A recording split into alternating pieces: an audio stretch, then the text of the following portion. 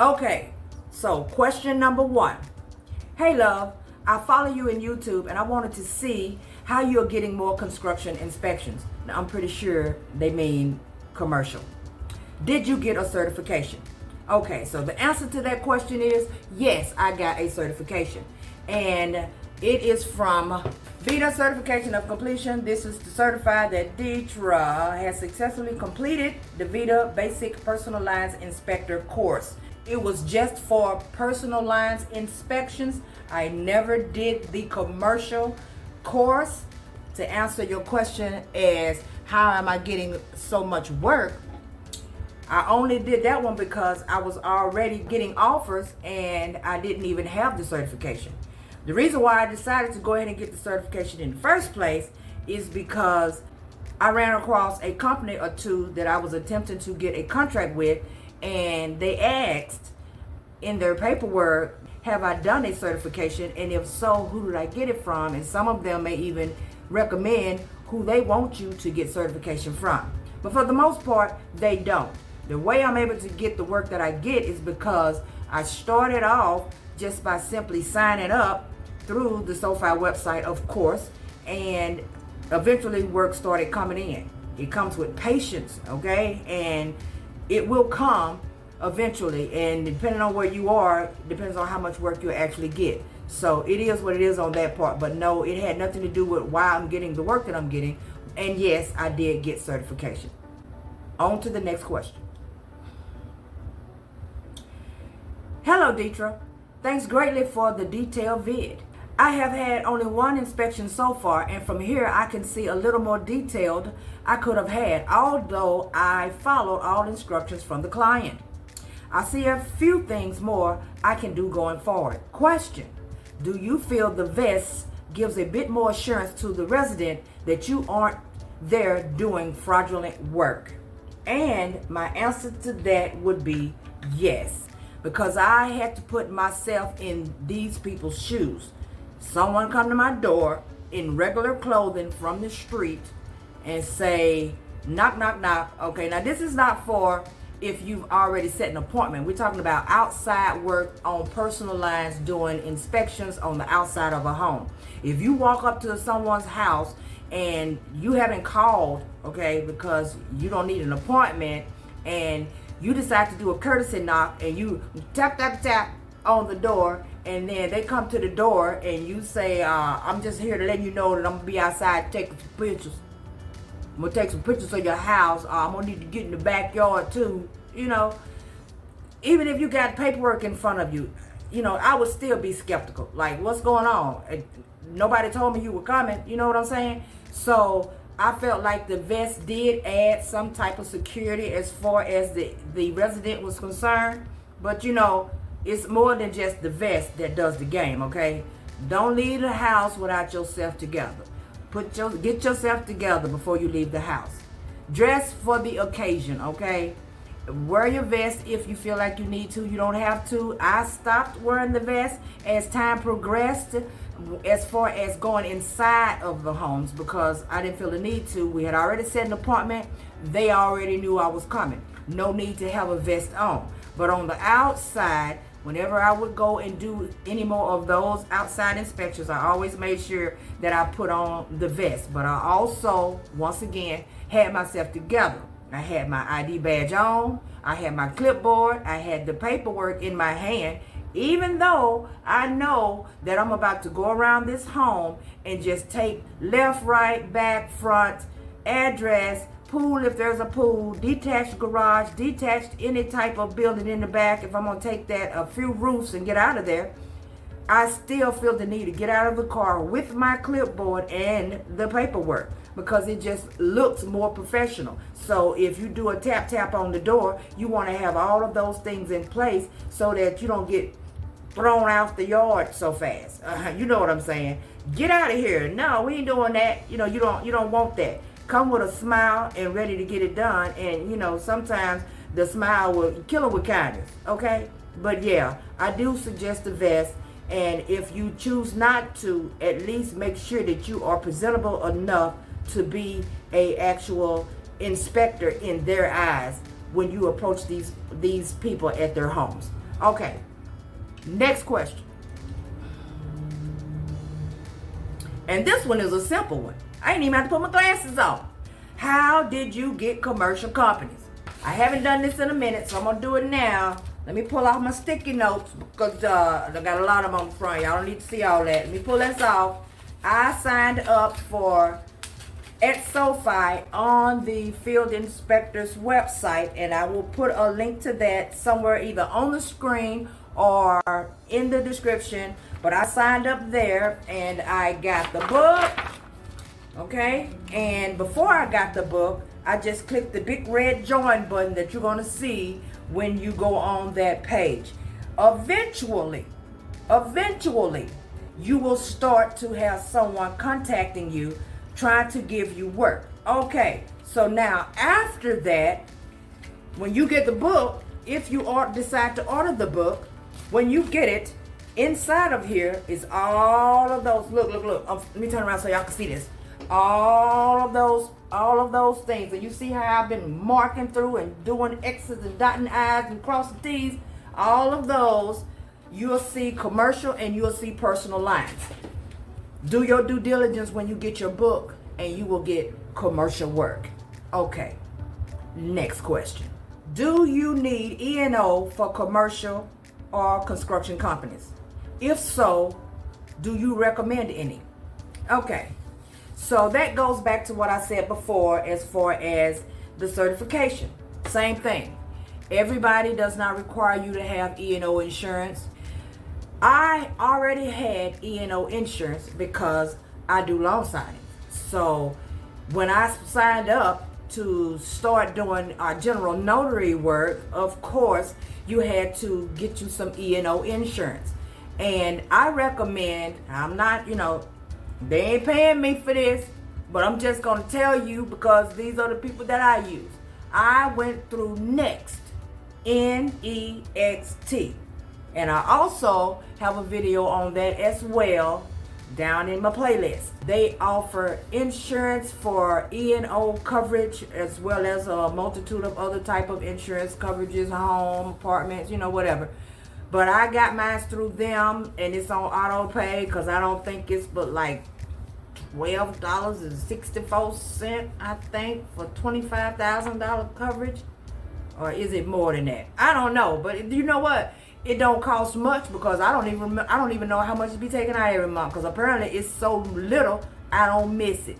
But that will be where I recommend you get it from, unless you know of another company that doesn't charge you too much for your insurance coverage. Okay, next question.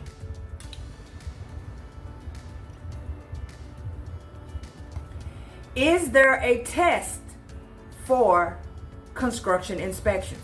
And I'm assuming that they're saying construction inspections because I had construction on the brain. Because I was going to these locations that were under construction. Nobody was living there. The wires are sticking out of the walls. And I kept saying construction until I got a lot of you saying construction. But at the end of the day, it's commercial, okay? So, is it a test for commercial inspections? No, you don't have to take no test for commercial inspections. But if you want to get certification, there is a test for certification, okay? And that's because in order for you to get certified, they gotta test you. Come on now. Come on. But don't worry about it because they take you through this long little old class and you just read along or the video if it plays, if there's a sound, because I don't recall if mine has sound or not. And you listen to it and you take your little notes, and then at the end you answer questions on the little test, and if you make over a certain percentage, then you pass. So that's the answer to that. Next question. Let me get it together. Y'all wait a minute. Y'all so impatient. Gee. Thank you for this video. Do you have to use a ladder to climb? I remember you saying you had to have a camera stick to take pictures of the roof of the homes. Okay. Do I use a ladder? A ladder for what? Yeah, no. I ain't using no ladder. But you know what? All jokes aside, I have been on a ladder. Probably 1 or 2 times. But the ladder didn't go far. Maybe 1, 2, 3, 4, 5, 6 steps. Because I was right there. Like, you know, if you're doing commercial work. Now, this is not for, I'm not talking about a house. Okay, I'm talking about commercial work. If you're doing commercial work and you go into this big building, right? And then it doesn't, most of the time they don't ask you for the roof photo, but you know, it's probably best to get one if you can. So I always make sure I ask, is there access to the roof? And they're like, sure, the roof, you can see the roof right there. We'll go on the 9th floor and you right there on the roof.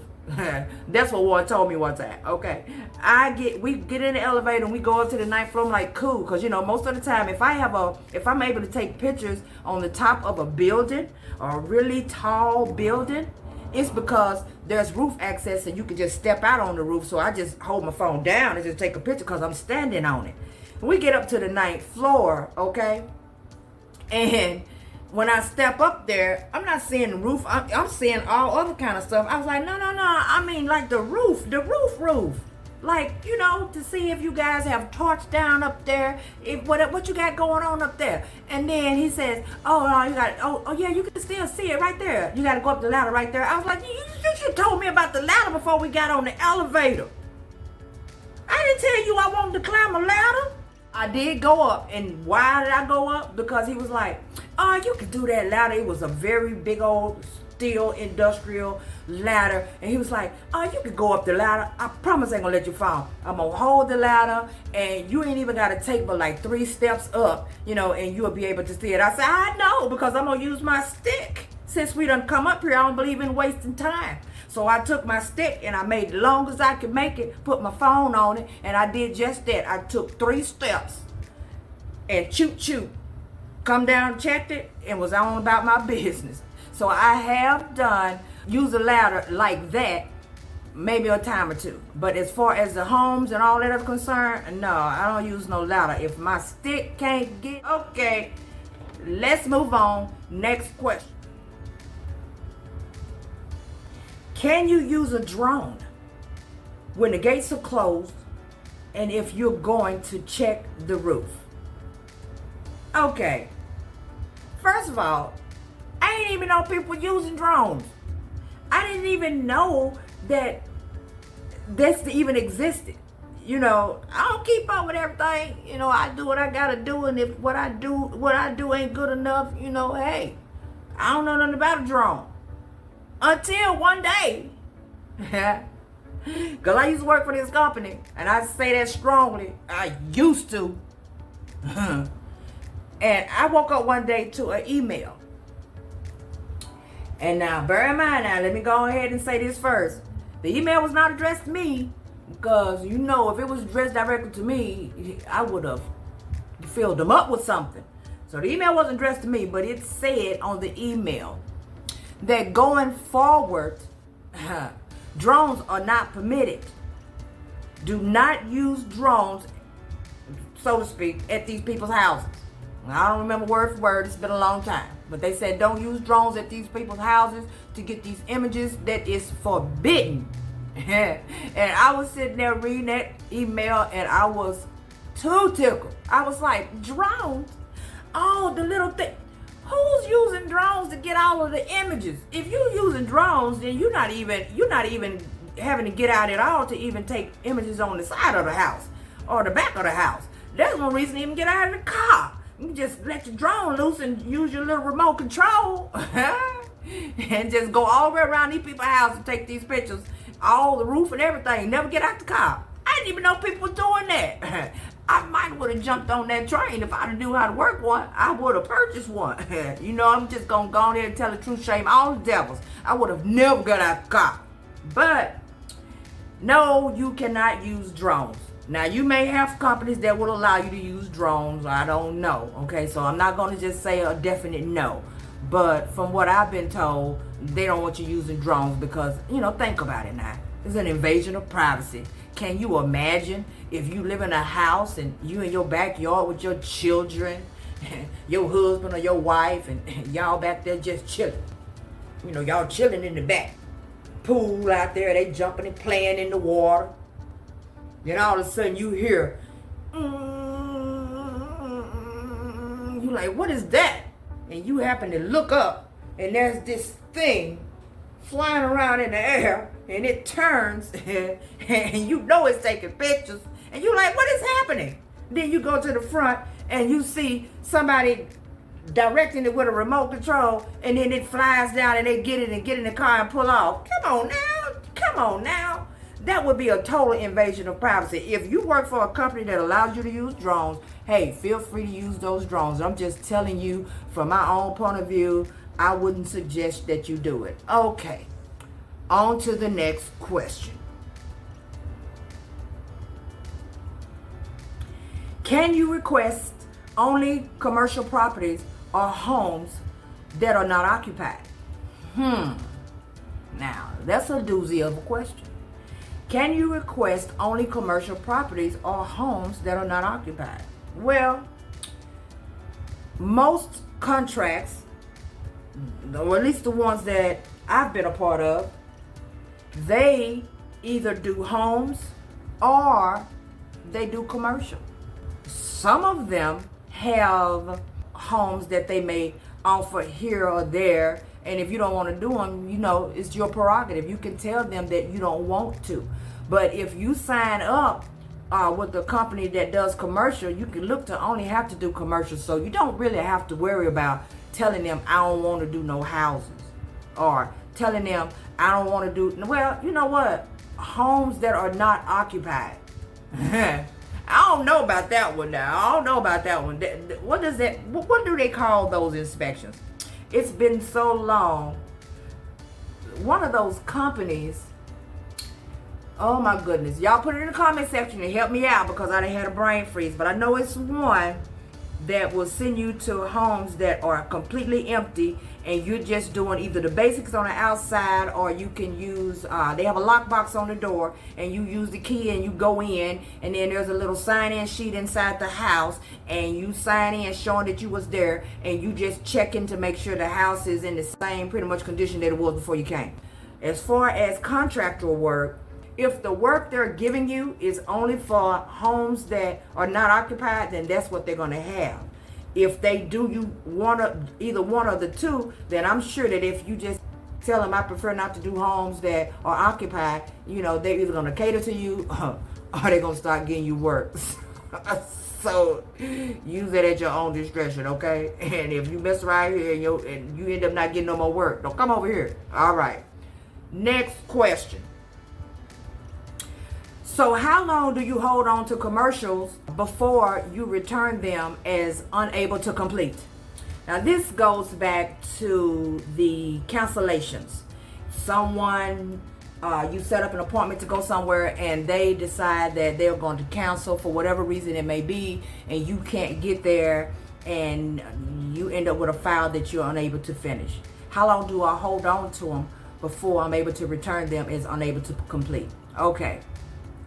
First of all, let's get the return, because I kind of got a little confused on that before I first answered that question. You don't return once you print the paperwork out, it's yours. As far as turning it in and telling them I'm not able to do this, you're going to let them know offhand when you come back after your day of inspecting. When you go out for that appointment and for whatever reason they canceled or didn't show up, or let's say for instance they called you on the phone and just simply canceled, you're going to go in your system and you're going to let them know through the notes, because I'm pretty sure all of them have some sort of way of communicating. You're going to go through and you're going to let them know, I could not do the inspection because this person, whatever, and it was a cancellation, and you let them know. Okay. Now it's yours. You're either going to reschedule that appointment, or depending on the company, because I've worked for one that as soon as I say that they canceled, well, no, I'm going to take that back. I'm thinking about a no-show. No-show and cancellation is two totally different things.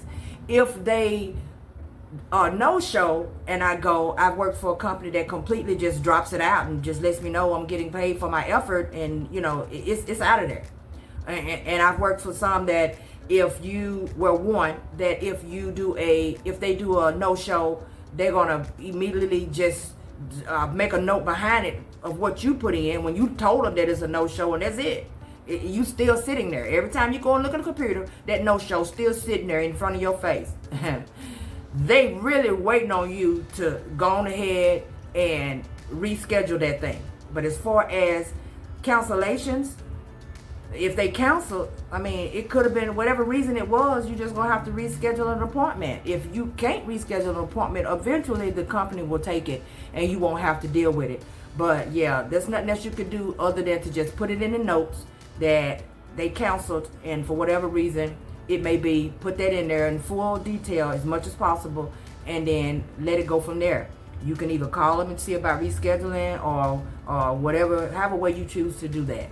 We got through a few questions, and that's all I have for you. Thank you so much for watching. I'll do another one another day and drop those questions in and answer them for everybody to hear, so that everybody will get some sort of conclusion to this in case you have those same sort of questions and you were just wondering. Once again, thank you so much for watching. Subscribe if you have not. If you choose not, that's okay. I thank you for watching anyway. Have a wonderful day.